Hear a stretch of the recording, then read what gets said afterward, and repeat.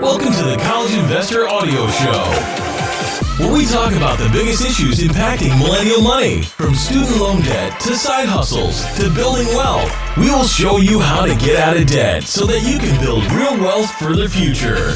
Unless you're an unbanked or an underbanked person, most of your personal and financial information is online.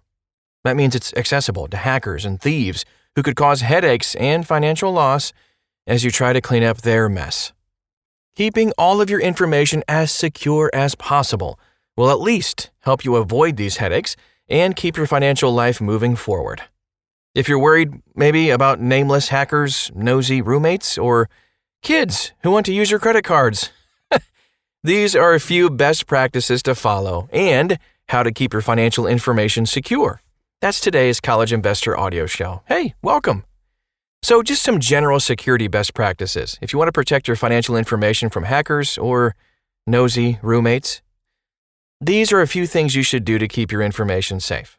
Just these small barriers make you a more difficult target and will likely lead thieves to pass on you. Monitor your financial statements.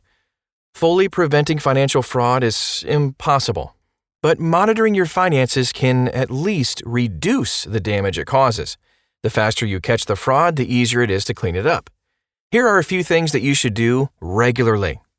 Monitor your bank account and credit card transactions daily to keep track of your spending and to find fraudulent transactions. Investment accounts. Check these each time you get a financial statement, typically once a month. Your credit report. You can use annualcreditreport.com to check your full credit report from all 3 major credit bureaus each year. If you don't recognize an account, report it right away and do what you can to close it down. Use a site like creditkarma.com for free credit monitoring. Don't give out your information. Your account numbers and social security number are private information. Don't give this information out except if it's required for tax purposes.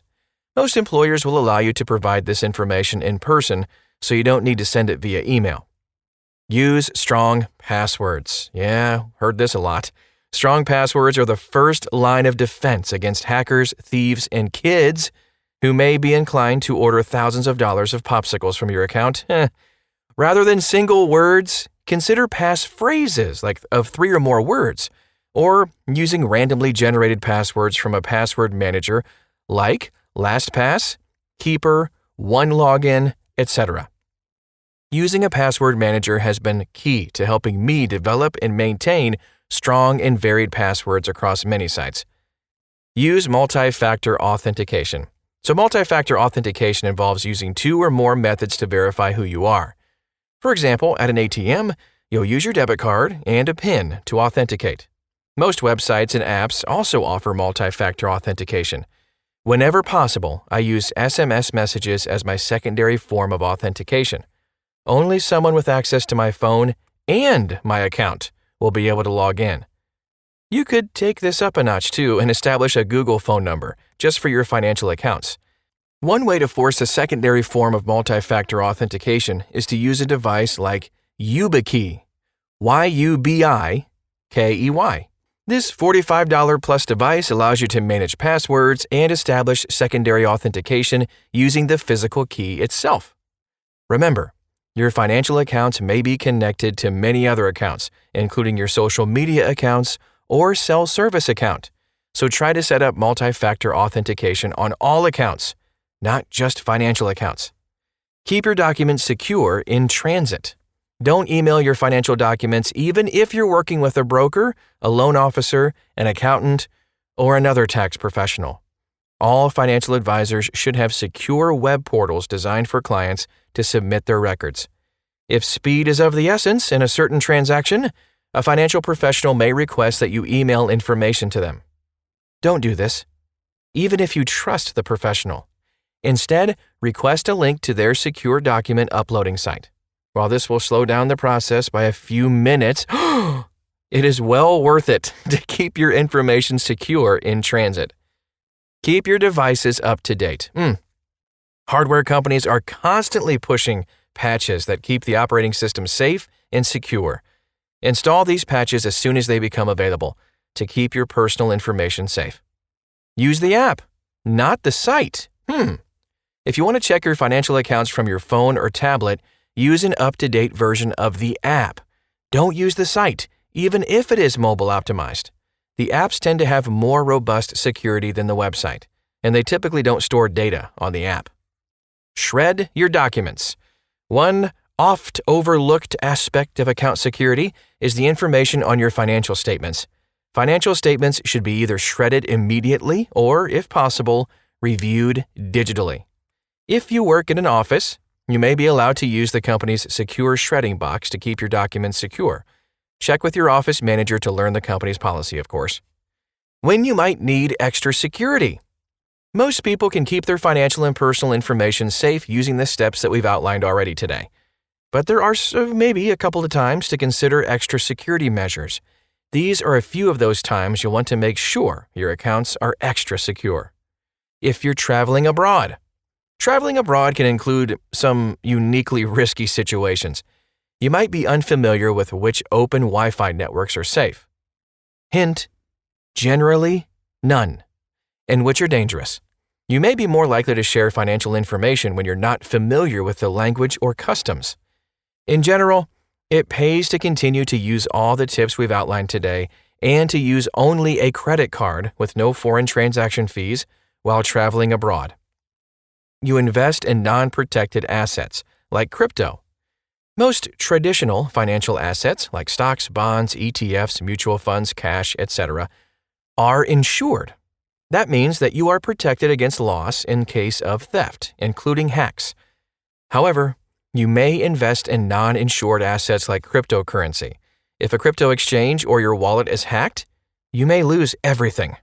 If you invest in uninsured assets, you should consider taking extra measures of precaution, such as buying a hardware wallet and storing passphrases in fireproof lockboxes. You're wiring money. Wiring money is fraught with the risk of theft and fraud. When you're preparing to wire money, especially large cash transfers, such as the amount needed for a home down payment, take extra precautions. Call the title agent to verify all instructions over the phone. Do not take last-second changes to the routing information without confirming verbally with the agent. As a best practice, wiring instructions should only be sent via secure emails or in secure documents. If possible, see if you can avoid wiring money altogether. You cannot trust relatives or roommates. Financial information and personal information are closely linked. The people that you live with are the most likely people to have access to your personal information, and they may be able to use that information to access your financial accounts or open new, unauthorized accounts in your name. This can include anything from using your credit cards to make purchases, something many kids and teens seem to think is okay, to more egregious measures like taking out a loan with your ID. If you don't fully trust the people you live with, take steps to guard against identity theft. A few steps you can take include freezing your credit at all 3 credit bureaus. By doing this, nobody will be able to open a credit in your name. Keep your credit and debit cards locked up. Don't leave your wallet or purse just around the house. Instead, lock your cards in a small lockbox or just keep them on yourself. Don't allow others to use your credit cards. Do not receive paper financial statements at home. Make sure your ID documents like birth certificate, social security card, passport, etc. are locked up. Lock up or use a P.O. box for financial documents like tax forms. Never store your credit card information on an online account, if you use shared Wi-Fi. Taking these steps along with the general best practices should deter family members from stealing your identity. While these may seem like overkill, it's far better to prevent theft from family members than to try to deal with it after the fact. Here are some key takeaways. So for most people, a little extra diligence goes a long way. Regular security hygiene, such as changing passwords, installing updates, and adding secondary authentications, can keep your information more secure. Typically, just a little extra work will help your money to stay in your accounts and your information to stay in the right hands.